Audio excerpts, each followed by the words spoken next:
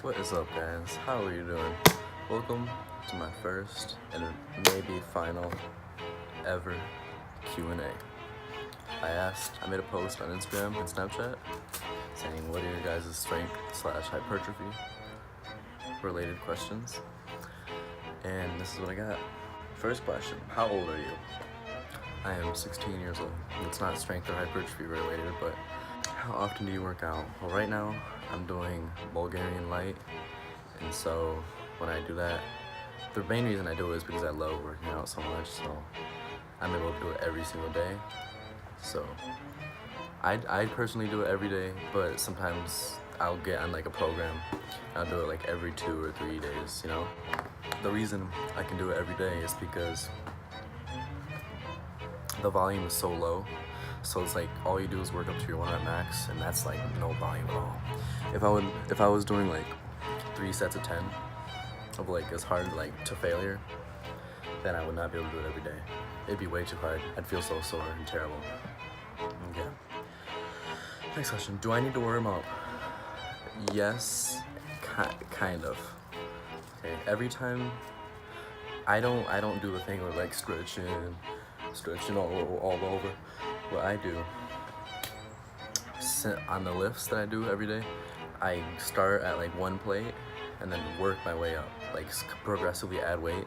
So by the time you're at your max ever set, you're pretty dang warmed up, you know. But you should, if you don't want to do like jumping jacks, typical warm up stuff, like a couple push-ups, whatever, you should at least work up to your max ever set, because if you don't, your risk of injury is just, it's not worth it to even work out in the first place if you're just gonna get injured, you know? My friend has bigger biceps than I do, but I curl a little bit more than he does. Why is this? There could be different things, different causes for this. You could have, he might have, you said he has bigger biceps, so I'm assuming you're talking about the peak. He might have a short muscle belly, like see me. I have a short muscle belly, like it starts like here. This is all tendon right here. Like you can just feel the tendon. So when you have that, even if you have the same amount of muscle, if you spread it out, it wouldn't be as impressive, right? So when you have short muscle bellies, it all bunches up, and it's bigger. That could be one cause. Or also, he could have gotten, you guys might have built your muscle differently. He might have gotten his muscle built up from a strength. He could have gotten his strength from a volume type workout regimen, and you might have gotten yours from mostly central nervous system gains, like Bulgarian light. You could put on like 100 pounds on your lifts in like a couple weeks, but you're not gonna see any really size differences because it's all central nervous system. You could have gotten that strong just from doing central nervous system work, and so your central nervous system is really efficient, but you just haven't built any more muscle. So what I recommend is just do more volume on your biceps.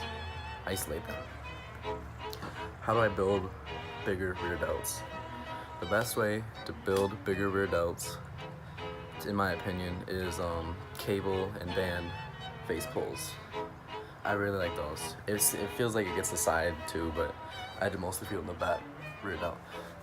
Also, people say that you get a little bit of activation from rows, which is true, but not as good as if you isolated them. The rear delts is something that you need to isolate, so make sure you're doing rows.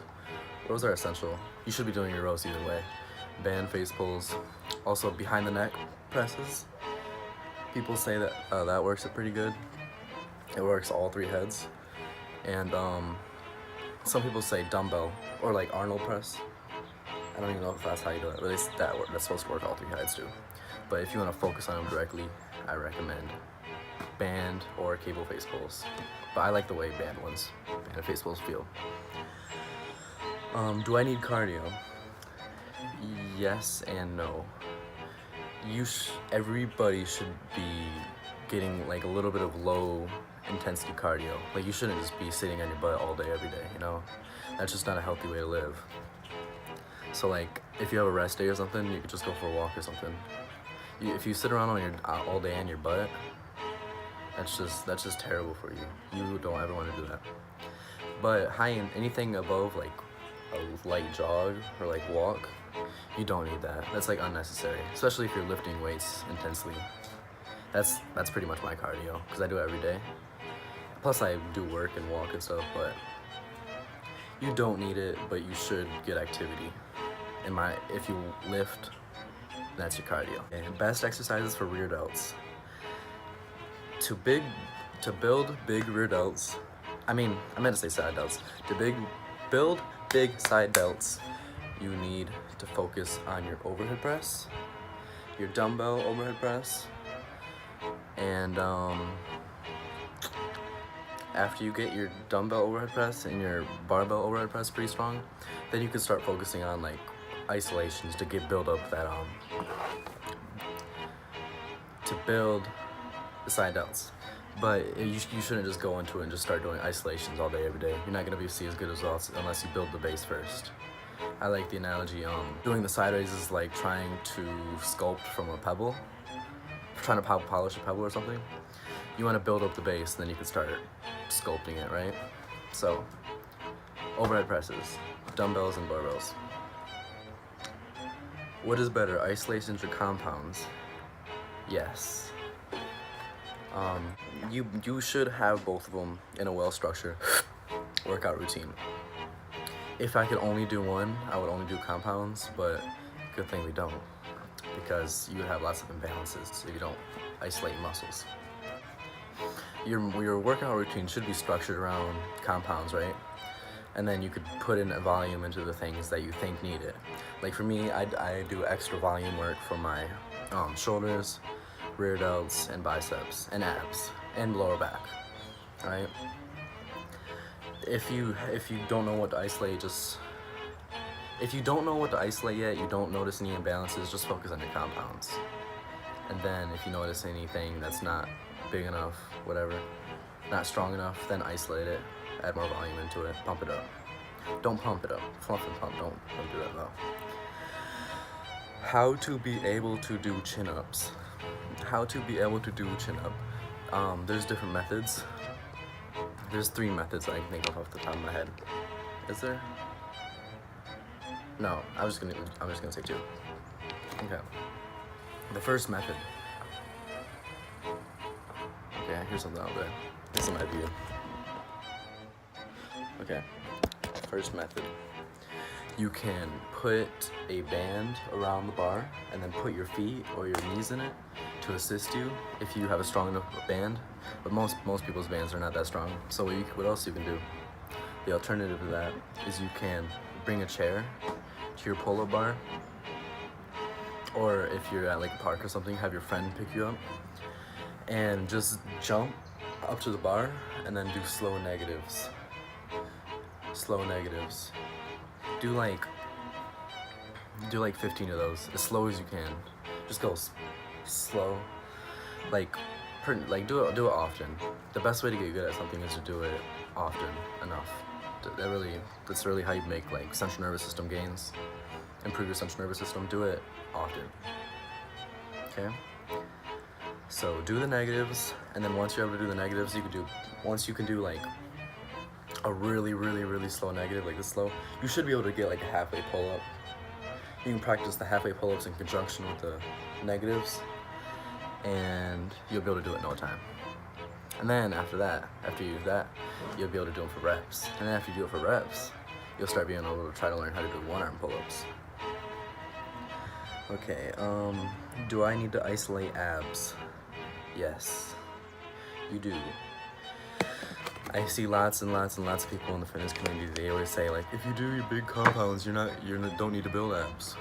Which, if you're doing heavy enough lifts, you're gonna have a strong core, right? But you should be doing like leg raises, things like that for volume, if you really want to get thick abs. Like farmer walks. Farmer walks is like in my opinion, it's the best core stabilizing, like just all-around core movement. Yes, you should be doing farmer walks, leg raises, all that. Planks. You don't need to go overboard. Just, if you want to build like your obliques, all the little muscles, you should isolate them to look the best and be the strongest you can be. Because you're not going to be the strongest from just doing compounds, or else you're always going to have stability issues every time you do like a heavy squat or something. It's just not going to feel right. Unless you do heavy squats like all the time, then you're just going to force to be strong enough, but it's gonna just be easier if you just isolate yourself. So isolate your muscles. Calisthenics only, question mark. Absolutely. There's so many people. There's a whole calisthenics, you know the word, so you know there's a whole community centered around it. Calisthenics community. You could build a nice, like, you could be a beast with just calisthenics. But if you want to be the strongest possible, you can't rely solely on calisthenics. Like, pistol squats has its limits. Like, you could be doing pistol squats for 50 reps in a row without weight, but once you add weight, that's when you adding weight. Using weights allows for easy progressive overload and faster progression, is what I've noticed. But you don't need it. I think bodyweight training is, if you want to start getting into working out, bodyweight calisthenics is really good option to get like your base, strengthen up your tendons, and so when you go into weightlifting at first, you're gonna have a lot less chance of injury your first couple times lifting, and also you have a stronger base, so that can't be a bad thing.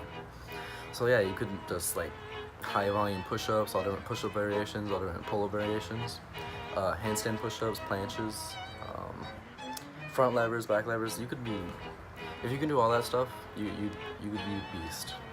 You get real strong, real big, as long as you have good diet. When will you enter your first competition? I think you meant bodybuilding competition, and I don't really